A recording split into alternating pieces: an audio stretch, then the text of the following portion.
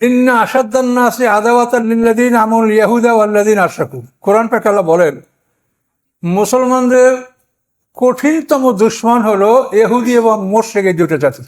কোরআনের আয়াত, ইন্না আসাদ্দান নাসি আদাওয়াতান লিল্লাযীনা আমানুল ইয়াহুদা ওয়াল্লাযীনা আশরাকু। ইহুদি এবং মুশরিকরা মুসলমানদের কঠিনতম দুশমন, এটা কোরআন আল্লাহ বলে দিয়েছে।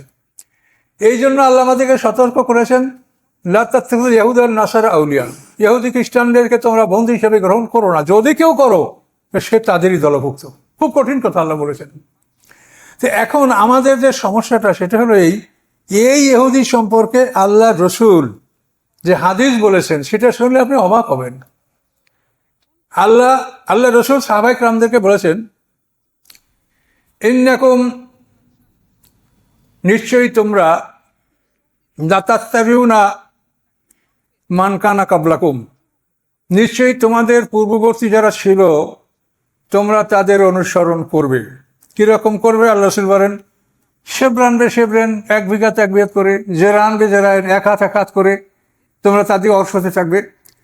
হাত্তাই যা দেখালু হুজুরাত দব্বে, এরপরে শেষ পর্যন্ত তারা যদি গুই সাপের গুহার মধ্যে ঢোকে, লাত্তাবাতুমুহুম, তোমরা তাদের অনুকরণ করে তাদের পিছনে পিছনে তোমরা গুই সাপের গুহার মধ্যে ঢুকবে। এখন আল্লাহ রসুল নাম বলেন, এখন সাহাবারা বলে, ইয়া রাসূলুল্লাহ, ইহুদান নাসারা। আল্লাহ রসুল আপনি কার কথা বললেন? ইহুদি নাসারা? আল্লাহ রসুল ফামান, এছাড়া আর কারা? তাহলে এখন এই যে ইহুদি নাসারারা আমাদেরকে যে বিপদগামী করছে, এটা নিয়ে তো আমাদের সতর্ক থাকতে হবে। না আমি একেবারে জামা গায়ে দিয়ে পাগড়ি দিয়ে ঘুমাইলাম, আমি এই ইসলামের কি হচ্ছে আমি খবর রাখলাম না, তাহলে দিন থাকবে, টিকবে? তাহলে এইগুলি আপনি যদি খবর রাখেন তাহলে আপনি দেখবেন যে এই ভুলটা আমাদের কোথায় কোথায় কীভাবে ঢুকছে। দেখেন, আমরা আপনাদের সবাইকে অনুরোধ করছি যে আপনাদের ছেলে মেয়েকে সবাই নুরানি মাদ্রাসায় দেন। নুরানি মাদ্রাসায় ওরা 2 বছর পরে কোরআন শিখবেন, আমাদের মাসলা মাসলায় শিখবে, তারপর আপনারা ওদেরকে বিভিন্ন ডিপার্টমেন্টে যেদিকে পড়াতে চান পড়াবেন। এখন এই নুরানি মাদ্রাসার সিলেবাস হলো যে ছেলেদেরকে 40টা হাদিস মুখস্থ করানো হয় অর্থসহ। এখন এদেরকে 40টা হাদিস অর্থসহ মুখস্থ করানো, হাদিস মুখস্থ করা কিন্তু খুব কঠিন কাজ। কোরআন মুখস্থ কঠিন, এর মধ্যে আল্লাহ এমন ছন্দ দিয়েছে যে এমনি অল্পের মধ্যে মুখস্থ হয়ে যায়। তো এখন এইটা দেখেন যে কোরআন হলো আল্লাহর বাণী এবং 1 নম্বর দলিল, শরীয়তে 4টে দলিল, কোরআন, সুন্নাহ, ইজমা, কিয়াস। এটা সব আলেমরা এটা স্বীকার করেন যে 4টে দলিল আমাদের, এর মধ্যে 1 নম্বর হলো কোরআন। কিন্তু আপনি এই শিশুদেরকে কোরআন না শিখাইয়া আপনি 40টা হাদিস সিলেবাস করলেন তাদের অর্থসহ, তাহলে এটা কার বুদ্ধিতে করলেন? হাদিস দ্বারা কি নামাজ পড়া যায়? হাদিসের প্রথম অক্ষরে কি 10 নাকি বা 100 নাকি হবে? তাহলে আপনি এই কোরআনের শিক্ষাটা তাদেরকে আপনি আলামতারা থেকে নাচ পর্যন্ত 10টা সূরা এটা সিলেবাসে রাখলেন না, অথচ এই সূরাগুলি প্রত্যেকটা অক্ষরে যদি সে অর্থ জেনে একটা সূরা পড়ে তাহলে প্রত্যেকটা অক্ষরে সে 100 নাকি পাবে, বেশি পাবে, 700 গুণ আরও বেশি পেতে পারে। কিন্তু সেটা না করে এটা আমরা করছি কার বুদ্ধিতে বলেন? তো এইভাবে আমরা কিন্তু বিভিন্ন ক্ষেত্রে যে আমরা ভুলের মধ্যে ঢুকছি এটা আমরা অনুসন্ধান করছি না। কোরআনকে, হাদিসকে কোরআন মনে করলে চলবে না। কোরআন কোরআনই, হাদিস লেখা হয়েছে আল্লাহ রসুলের ইন্তেকালের 223 বছর পরে বুখারী শরীফ লেখা হয়েছে।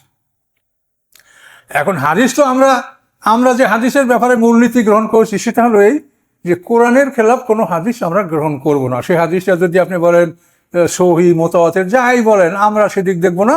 কোরআনের খেলাফ হইলে সে হাদিস আমরা গ্রহণ করব না। কোরআনের পক্ষে যদি হাদিস হয়, সে হাদিস যদি দুর্বল হয়, জয়ীফ হয়ে যাই বলেন, আমরা গ্রহণ করব।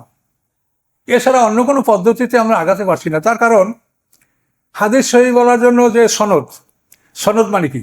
একটা হাদিস আল্লাহ রসুল থেকে ইমাম বুখারী পর্যন্ত, এই যে প্রায় 250 বছর, এই 250 বছরের মধ্যে হাদিসটা কার থেকে কে শুনছে, এটা নাম হলো সনদ, দলিল। তো এখন এই সনদে 10টা লোক মনে করেন আছে। এখন এই 10টা লোকের সবাই যদি চরিত্র ভালো হয় তাহলে হাদিসটা সহি, আর যদি কারো চরিত্রে এলাল থাকে, মুআল্লাল হয়, চরিত্রে দোষ থাকে, তাহলে হাদিসটা সহি না। তো এখন আপনি একটা হাদিসের জন্য 10 জনের চরিত্র জানতে হবে। আপনি কি করে জানবেন?